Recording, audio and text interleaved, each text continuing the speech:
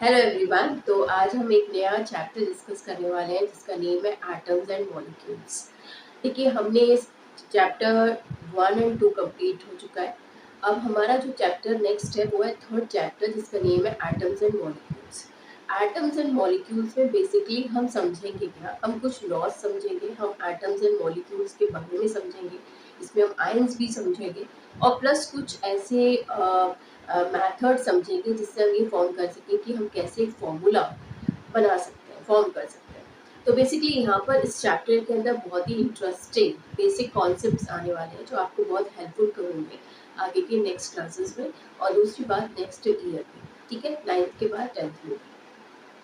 तो आज हम जो टॉपिक पढ़ने वाले हैं वो चैप्टर है आपका एटम्स एंड मॉलिक्यूल्स। तो चैप्टर का नेम क्या है? एटम्स एंड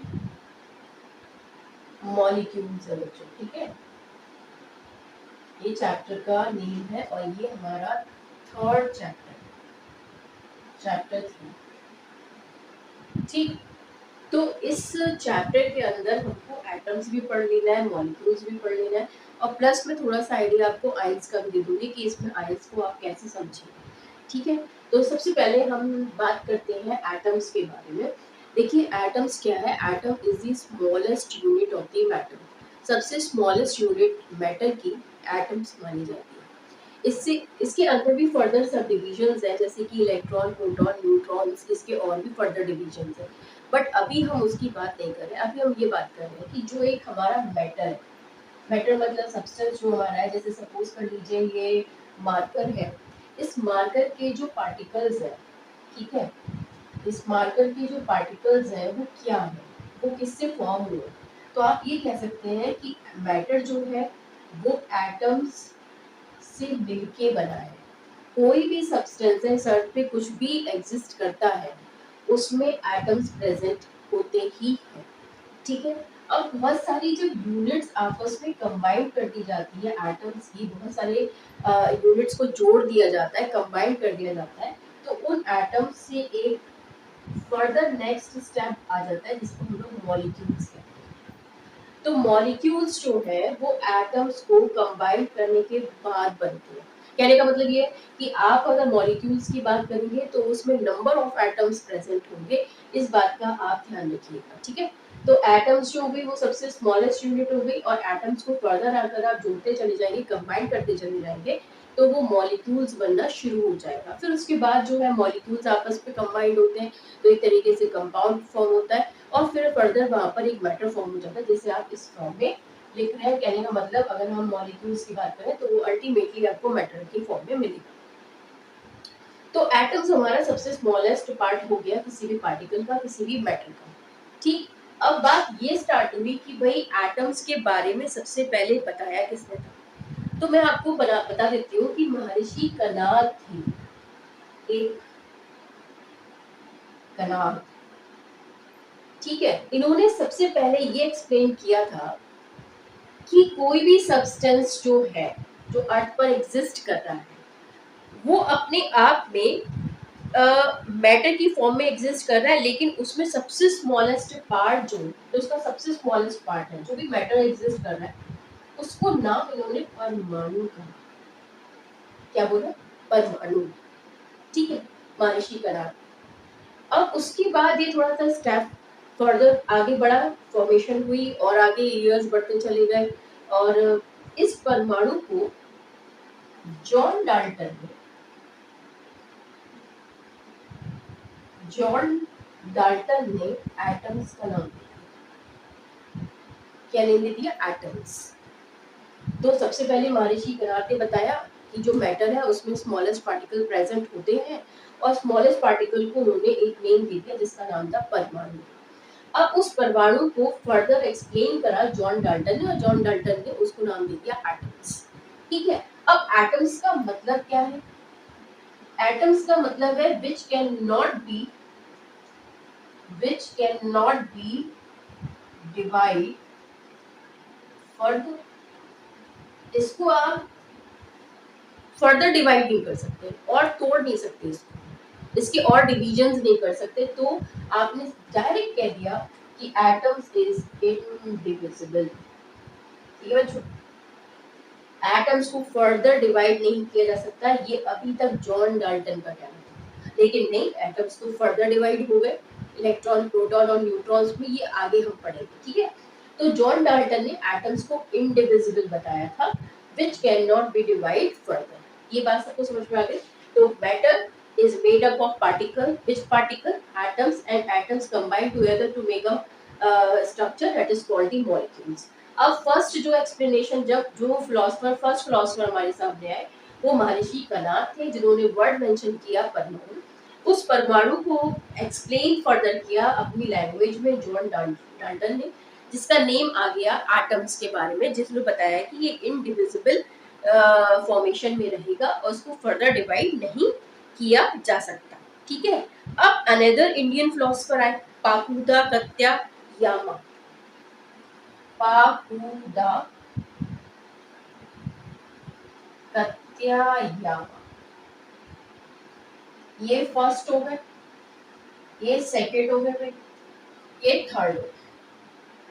अब पाकुदा कत्या यामा ने ये फर्दर प्रपोज करा, जो पार्टिकल्स ऑफ मैटर है वो नॉर्मली एग्जिस्ट करता है कंबाइंड फॉर्म में, कंबाइंड फॉर्म में एग्जिस्ट करता है, और इस कंबाइंड फॉर्म का जो नेम उन्होंने दे दिया, वो दे दिया मॉलिक्यूल्स, ठीक है। ये तो मैंने आपको स्टार्टिंग की बात बता दी पहले। लेकिन अब देखिए, सबसे पहले कानद, महर्षि कानद ने बताया परमाणु के बारे में, परमाणु को अपनी लैंग्वेज में बता दिया जॉन डाल्टन ने एटम्स में, जिसमें उन्होंने कह दिया इनडिविजिबल है भाई, इसको डिवाइड फर्दर नहीं किया जा सकता। अब उसके बाद नेक्स्ट इंडियन फिलोसफर हमारे सामने आए, ये भी इंडियन फिलोसफर थे, ये भी इंडियन फिलोसफर है। तो पाकुदा कत्यायामा ने ये बताया कि भाई जब आप किसी भी मैटर को फर्दर कंबाइन करते चले जाओ, जोड़ते चले जाओ, तो वो एक स्ट्रक्चर बना देता है, जिसका जो नॉर्मली फॉर्म करता है एक मॉलिक्यूल्स में, और मॉलिक्यूल्स वर्ड इन्होंने मेंशन कर दिया, ठीक है। ये इन्होंने एक्सप्लेन किया। अब देखिए, अब ये बात सामने आई कि जब मॉलिक्यूल्स हो गए, तो आज हम ये लोग क्या जानते हैं कि सारे मैटर्स जो है वो स्मॉल पार्टिकल से बने हैं, जिसका नाम एटम्स एंड मॉलिक्यूल्स है। आज के समय में ये पढ़ाया जा रहा है कि all matter is made up of small particle that is known as atoms and molecules. तो अब different matters different atoms and molecules contain करता है। जैसे एक एग्जांपल समझ लेते हैं, जैसे सपोज कर लीजिए मैंने आपको कॉपर की बात बताई, जैसे मैंने आयरन की बात बताई, तो ऐसा तो नहीं होगा ना कि आयरन के अंदर कॉपर के पार्टिकल्स प्रेजेंट होंगे।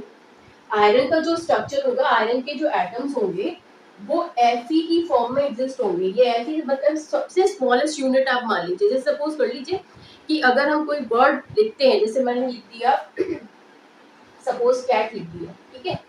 अब इस कैट के अंदर सी, ए और टी, ये पहले बच्चे को समझाया जाएगा कि भाई ये सी स्मॉलेस्ट पार्ट है, ए बी सी, पहले आप अल्फाबेट सीखो, उसके बाद आप स्पेलिंग्स फॉर्म करोगे। ऐसे ही स्पेलिंग्स जो है वो मैटर है, ठीक है। पहले मैटर बनाने से पहले आपको क्या आनी चाहिए, लेटर्स आने चाहिए। अब लेटर्स हमने सीख लिए, हमने सी समझ लिया, ए समझ लिया, टी समझ लिया। अब जैसे हम ये समझेंगे, आपस में कंबाइन कर देंगे और एक नया मैटर बन जाएगा, दैट मींस एक नया वर्ड बन जाएगा। तो आप ऐसे ही समझिए कि कॉपर, आयरन या और जितने भी सब्सटेंस है और जितने भी मैटर है, उनके अंदर अपनी इंडिविजुअलिटी कैरेक्टरिस्टिक्स प्रेजेंट होंगे। वो अपना एक इंडिविजुअल क्या रखेंगे, एक आइडेंटिटी रखेंगे, ठीक है। तो मैटर अलग हो सकता है और मैटर के अलग अलग एटम्स एंड मॉलिक्यूल्स यहाँ पर आ सकते हैं। तो इतनी बात आपको शायद समझ में आई होगी कि एटम्स जो है that is the smallest unit, और एटम्स को अगर फर्दर कंबाइन करते जाएंगे वो मॉलिक्यूल्स बन जाएंगे, जिसे पाकुदा कत्यायामा ने बताया था। और बात हमने कर दी थी कि कानद, महर्षि कानद के बारे में, उन्होंने सबसे पहले वर्ड मेंशन किया था परमाणु, फिर जॉन डाल्टन ने बात करी थी, उसके बाद हमारे ये मॉलिक्यूल्स के बारे में डिस्कस हुआ था, ठीक है। स्क्रीनशॉट लेना है इसका तो ले लीजिए, फिर मैं आगे नेक्स्ट स्टार्ट करती हूँ टॉपिक, ठीक है बच्चों। अब देखिए, अब बात ये है, थोड़ा आज बस क्लास में ये बताना है कि इस चैप्टर से क्या क्या चीजें आपको पढ़नी है और क्या क्या समझनी है, थोड़ा बेसिक ही रखना है मैंने। अब एटम्स हो गए, मॉलिक्यूल्स हो गए, अब मैं आयंस पे भी बात कर लेती हूँ। पहले देख लीजिए कैसे मैंने आपको ये समझाना है। देखिए एक बार चेक कर लीजिए। जैसे सपोज कर लीजिए एक एटम ले लिया मैंने हाइड्रोजन का, ठीक है। अब हाइड्रोजन के दो एटम्स को कंबाइन कर दिया और उससे मैंने बना दिया हाइड्रोजन H2। क्या हुआ? ये एटम हो गया बच्चों, हाइड्रोजन हाइड्रोजन कंबाइंड हुए, टू हाइड्रोजन लिखा है, इसका मतलब दो हाइड्रोजन कंबाइन करके क्या बना दिया मैंने? ये हाइड्रोजन मॉलिक्यूल बन गया, जिसे आप हाइड्रोजन गैस कह सकते हैं, ठीक है। ऐसे ही अब दूसरी चीज समझते हैं। ऑक्सीजन ले लिया मैंने, दो ऑक्सीजन को कंबाइन करा दिया, बना दिया ऑक्सीजन गैस। इससे आपने क्या समझा? इससे आपने ये समझा कि जब मैं हाइड्रोजन हाइड्रोजन को कंबाइन करा रही हूँ तो वो एटम से मॉलिक्यूल्स में कन्वर्ट हो रहा है, ठीक है। अब अगर वो मॉलिक्यूल्स में कन्वर्ट हो रहा है तो भाई उसका नाम अलग हो गया, वो हाइड्रोजन गैस हो गया। अभी ये हाइड्रोजन है, जस्ट इसका नेम हाइड्रोजन है, ये ऑक्सीजन। ऑक्सीजन की टू एटम्स कंबाइन करा देंगे तो ऑक्सीजन गैस बन जाएगी। ऐसे एक और ले लेते हैं, नाइट्रोजन एंड ये एन एटम है। अब दो एटम्स को कंबाइन करा दिया तो वो बन गई नाइट्रोजन गैस, ठीक है बच्चों। ऐसे बहुत सारे एग्जांपल्स हैं, हम ले सकते हैं। लेकिन आप इसमें ये बात देख रहे होंगे कि एटम्स जो है वो कंबाइन होकर मॉलिक्यूल्स बनते हैं, उनका नेम बदल जाता है, ठीक। अब देखिए जरा, मैं यहाँ पर एक बात समझाती हूँ आपको। अगर मैं हाइड्रोजन को आयंस में लिखना चाहूँ, सपोज H प्लस लिखना चाहूँ, तो ये आयंस हो गया। आयंस का मतलब हैविंग पॉजिटिव और नेगेटिव चार्ज, दोनों में से कोई भी चार्ज प्रेजेंट होगा तो वो आयंस की कैटेगरी में चला जाएगा। तो आयंस को दो पार्ट में डिवाइड कर दिया जाता है, एक होता है कैटाइन और एक होता है बच्चों एनाइन। कैटाइन का मतलब है positive charge, having positive charge, और एनाइन का मतलब होता है नेगेटिव चार्ज। दो चार्जेस प्रेजेंट होंगे, या तो वो आयंस में पॉजिटिव रखेगा या वो नेगेटिव रखेगा। अब जैसे ऑक्सीजन का ले लिया जाए तो वो -2 N-3। इसका मतलब ये है कि यहाँ पर जो मैंने चार्जेस लगाए हैं, आप प्लस लिखने की जगह +1 भी लिख सकते हैं, बट अंडरस्टूड होता है अगर एक ही है प्लस का साइन तो वो क्या होता है, 1 ही माना जाता है, ठीक है। -2 हो गया, -3 हो गया। अब इसमें आपने ये देखा है कि चार्जेस लगे हैं, किसी पर प्लस है, किसी पर 2 मतलब माइनस है, 2 है, 3 है, तो डिफरेंट उसके चार्जेस लगे हुए हैं। वो कैसे आते हैं वो हम आगे की क्लास में बात करेंगे। फिलहाल आप आयंस ये समझिए कि आयंस का मतलब है हैविंग पॉजिटिव और नेगेटिव चार्जेस। तो एटम्स हो गए भाई, एटम्स को कंबाइन कर दिया तो मॉलिक्यूल्स हो गए। अगर किसी भी एटम पे या मॉलिक्यूल्स पे भी चार्ज आ जाता है, मतलब कि नेगेटिव और पॉजिटिव साइन आ जाता है, तो वो आयंस बन जाते हैं, ठीक है। इसका मतलब उनके अंदर थोड़ी एनर्जी ज्यादा हो चुकी होती है। अगर अगर कैटाइन बनता है तो एनर्जी क्या होती है, डाउन हो गई है, और अगर एनाइन से तो उनकी एनर्जी बढ़ जाती है। ऐसा हमें अभी मानना है, ठीक है। तो ये चीज होगी एटम्स एंड मॉलिक्यूल्स और आयंस के बारे में, चैप्टर 3 है ये। आप इसको थोड़ा सा इसमें स्टडी करिएगा। फिर नेक्स्ट जो अब हमारा आता है वो हमारा आते हैं कुछ लॉज ऑफ केमिकल कॉम्बिनेशंस। अब लॉज ऑफ केमिकल कॉम्बिनेशन समझाने से पहले मैं आपको छोटी छोटी बातें बता देती हूँ। देखिए क्या है कि कोई भी रिएक्शन है, केमिकल कॉम्बिनेशन समझने से पहले कुछ चीजें आपको पढ़नी जरूरी है, ठीक है। वो क्या है, जैसे समझ लीजिए मैंने सपोज ये रिएक्शन लिखी, A plus B gives out C plus, ये रिएक्शन हो गई।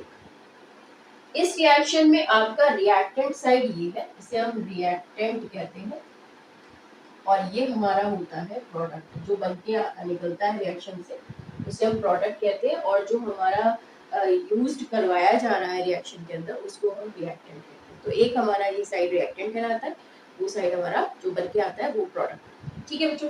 अब देखिए लॉ ऑफ केमिकल कॉम्बिनेशन में 2 लॉज आपको पढ़ने हैं। एक पढ़ना है law of conservation of mass और दूसरा पढ़ना है law of multiple proportion. 2 laws आपको पढ़नी है, ठीक है। अब देखिए, तो सबसे पहले बात करते हैं law of conservation of mass. Mass का कंजर्वेशन करा रहा है, मतलब जैसा है पहले उसको वैसा ही बाद में रखना है, कोई चेंजेस नहीं होंगे। ऐसे कैसे पॉसिबल है कि भाई रिएक्शन हुई और रिएक्शन होने के बाद भी आपको उतना ही प्रोडक्ट मिले। अगर आपने यहाँ पे 50 ग्राम सब्सटेंस लिया है तो प्रोडक्ट भी आपको 50 ग्राम ही मिलेगा, ठीक है, उससे ना ज्यादा ना उससे कम। ये बात उन्होंने बताई कि कंजर्वेशन ऑफ मास, मास का कंजर्वेशन रहेगा रिएक्टेंट एंड प्रोडक्ट दोनों साइड में, मतलब ए इक्वल टू बी, मतलब ये reactant side equal to product side रहेगी। ये बात इन्होंने एक्सप्लेन की। किसने एक्सप्लेन की? ये करी थी लेवोजियर ने। किसने करी थी बच्चों? लेवोजियर एक साइंटिस्ट थे, उन्होंने बताया था कि लॉ ऑफ कंजर्वेशन ऑफ मास जो है उसमें ये एक्सप्लेन किया गया है कि कोई भी सब्सटेंस, किसी भी मैटर जो है वो कभी भी क्रिएट नहीं किया जा सकता और डिस्ट्रॉय नहीं किया जा सकता। अब देखिए मैं बता देती हूँ,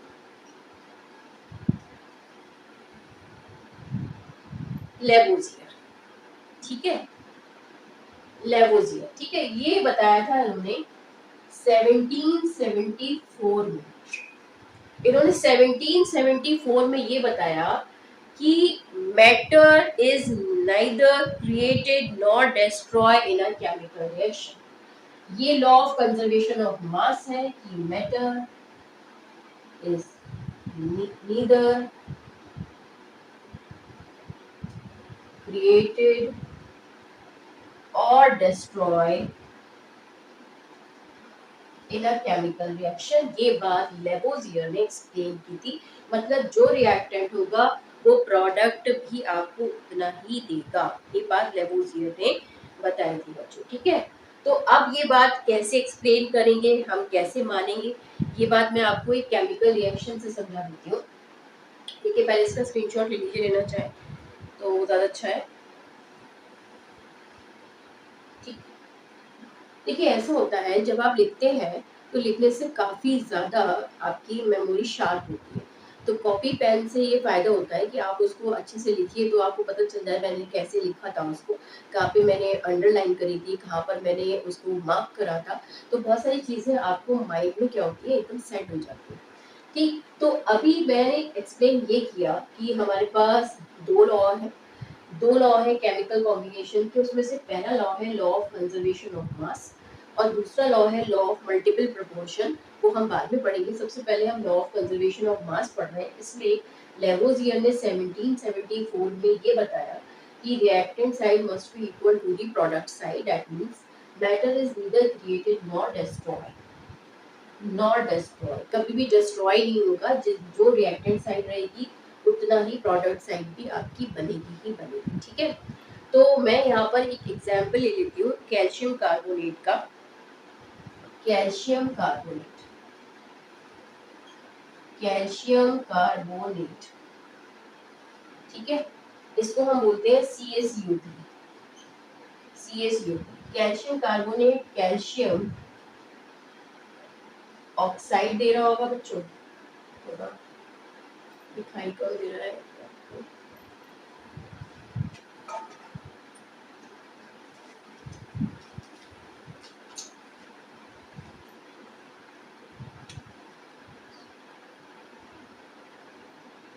प्लस कार्बन डाइऑक्साइड। अब ठीक है, तो आई थिंक दिखाई दे रहा होगा अच्छे से। तो अब यहाँ पर ये बताया गया है कि कैल्शियम कार्बोनेट जो है वो 100 ग्राम है। कितना है बच्चों? 100 ग्राम। कैल्शियम ऑक्साइड, ये प्लस में है, कैल्शियम ऑक्साइड जो है वो है 56 ग्राम और ये है 44। ठीक, अब ये कैसे आया, कैसे होता है ये, इसका 100 ग्राम कैसे हो गया, वो 56 को 44 कैसे हो गया, ये मैं आपको अभी बताऊंगी कि किस तरीके से इसे किया जाता है। फिलहाल आप ये रिएक्शन समझिए कि कैल्शियम कार्बोनेट है, CaCO3 है, गिव्स आउट देता है, मतलब कि प्रोडक्ट क्या बनाता है, calcium oxide CaO plus carbon dioxide CO, ठीक है। इसका आपको मास क्या मिलता है 56 और इसका मास क्या मिल रहा है 44 और ये टोटल मास कितना है 100 ग्राम। 100 ग्राम, ये नहीं कि हमने 100 ग्राम लिया है, 100 ग्राम इसका टोटल वेट है, इस सब्सटेंस का, इस पूरे कंपाउंड का जो वेट निकल के आ रहा है वो 100 ग्राम है। जैसे मैं अभी आपको बताती हूँ कैसे, अभी चेक कर लेते हैं, चलिए इसको भी देखिए। अब देखिए क्या लिखा है मैंने, कैल्शियम कार्बोनेट, सी, इसको रिएक्शन को इस तरीके से लिखते हैं, CaO plus CO2, calcium 40 plus 12 plus 16 into 3। ये कैसे हुआ ये आगे हम बात करेंगे। अभी आप इसका मास होते हैं, ये कैल्शियम का मास होगा 40, कार्बन का मास लिया है 12, ऑक्सीजन का होता है 16 और नीचे 3 लिखा है तो मल्टीप्लाइड बाई 3। 40 प्लस 12 48, कितना हो गया टोटल, 8 टू 10, 1 5 6 7 और ये 4 हो गए तो कितना हो गया टोटल 10, दैट मीन्स 100, क्योंकि 40 और डिलो 12 तो कितना हो जाएगा 52 और 52 प्लस 48 कर लोगे तो 100 ग्राम हो जाएगा। अब कैल्शियम का कितना होता है 40 प्लस 16 कितना हो गया 56 ग्राम, ये लिखा है मैंने नीचे।